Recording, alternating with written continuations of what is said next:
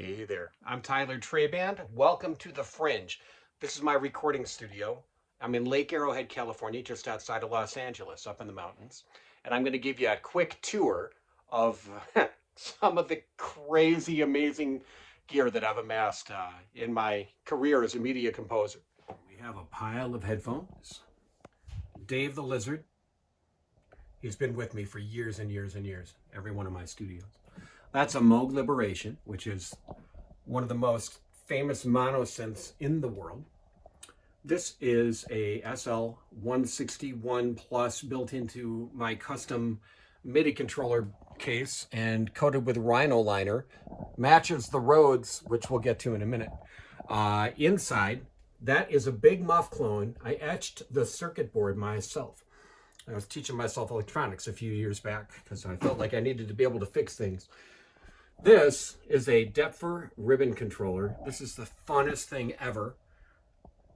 Here is a Juno 106. That's the home version. It's the HS60, but it's exactly the same as the Juno 106 in every way.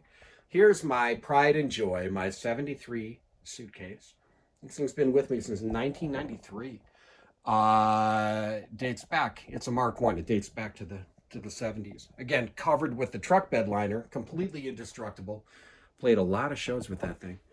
And there's an extra 5-pin rail for the Rhodes. No one's going to know what I'm talking about, but then we have MIDI controller, MIDI controller, MIDI controller, MIDI controller. There's another MIDI controller. Shocking. So that's the direct box for the Rhodes. It's an amp defeater.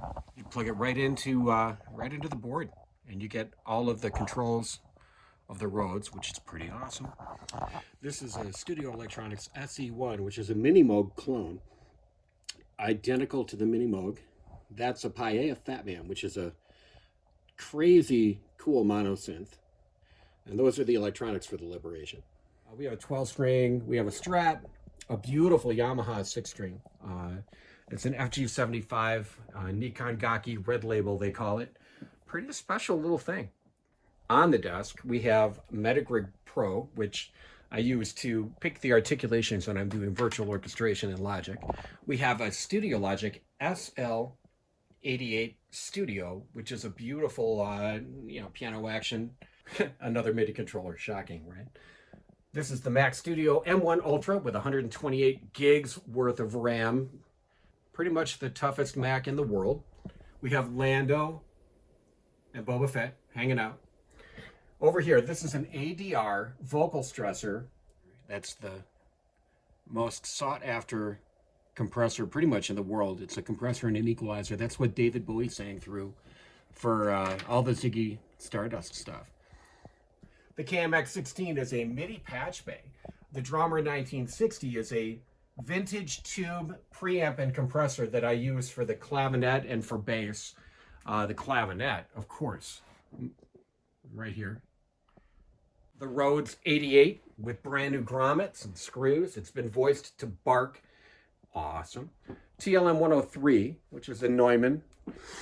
We have the old keyboards that were my main keyboards in the studio desk for many years. The electronics, you can see, are still in here underneath my sliding desk so that I have extra mod wheels for, again, for virtual orchestration. MIDI control is king, at least when you have to do the kind of stuff I have to do. And sometimes you just have to disassemble a keyboard to get the aftertouch strip out of it to put it in a different keyboard. Let's see, we got some bongos and some chimes. That back in the corner is a Helpenstiel piano pickup. Pretty neat thing. You're not gonna know what I'm talking about. Let's see, old Macs that are just ready to pull out just in case. Again, the clavinet, awesome. The tambourine, the best tambourine I've ever had. Let's see, the DBX microphone for checking the studio response. That is me singing the national anthem for the Milwaukee Brewers. Did that a bunch of times. And of course, we have to have Stevie Wonder. You know, all kinds of leftover controllers and the electronics from keyboards. We have some more MIDI controllers. Look at that. That's a tape deck. TIAC tape deck. Look at that. Cassette. the Kurzweil MIDI board, which is one of the most sought after MIDI controllers on the planet. Absolutely astonishing, and has polyphonic aftertouch for anyone keeping score. The Marxophones, these are, this is what's playing the melody in the main theme from The Godfather. That's the thing that makes that noise. And what composer's studio would be complete without the auto harp? Microphones and accoutrements and cables and all kinds of stuff. The Black Lion out here, that's a beautiful mic pre. Works great with the ribbon mics when I'm doing horn parts. The DBX 118 is just a compressor, awesome compressor. The Over Easy, the DBX 163A, again, just a compressor. Hard drives, hard drives, hard drives. Lots and lots of hard drives.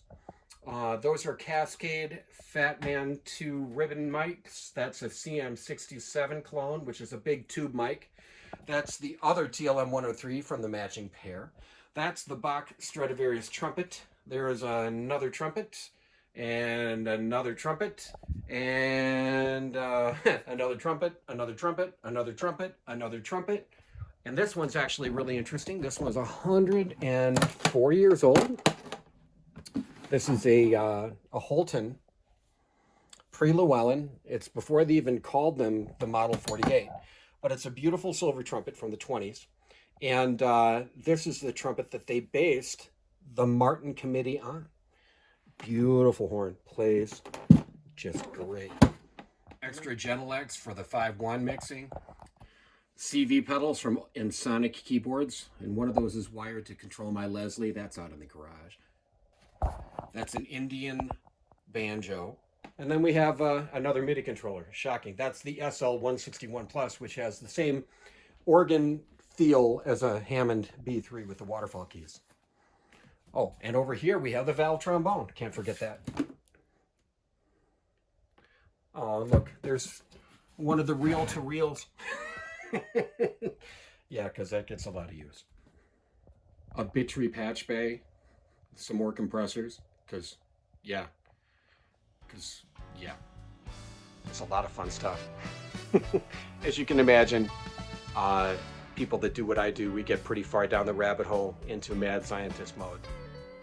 That's where I spend most of my time. Yeah, thanks for visiting the Fringe. Ask me any questions. Some of this stuff is really fun.